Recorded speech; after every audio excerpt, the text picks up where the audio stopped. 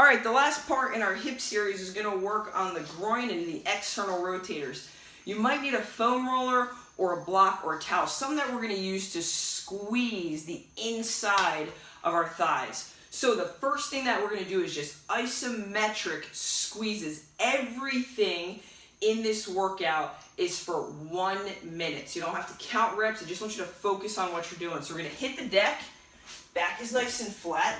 I'm going to take the foam roller, put it between my knees, hands down. For 1 minute, I'm going to do 10-second squeeze. I'm going to squeeze and crush this block as hard as I can.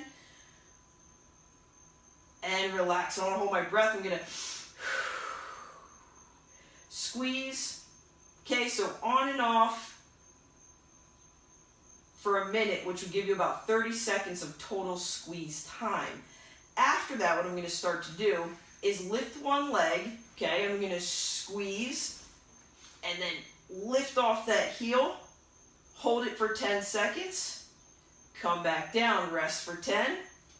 Okay, I'm going to squeeze this together, push through that heel, get my hips solid, hold for 10 seconds at the top, come back down, squeeze, hold for 10 seconds at the top, 2, 3, 4, 5, 6, 7, 8, 9, 10.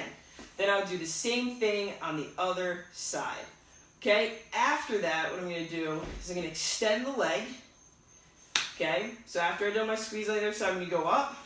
I'm going to lock this hip. This leg's going to be straight, and I'm going to go out and in, and I'm going to see if I can last the whole entire minute, just working that hip out.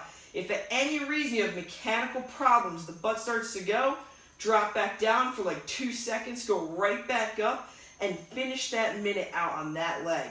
Again, you're going to switch sides, no rest in between, set the hips, and really use that groin to help open and close the hips. Okay? Our last exercise is called a Contreras clamp. This is obviously Brett Contreras' creation. And there's a couple ways you can do it. So I'm going to give you some options. Option 1 is going to be the easiest one. My elbow is going to, again, plumb line position.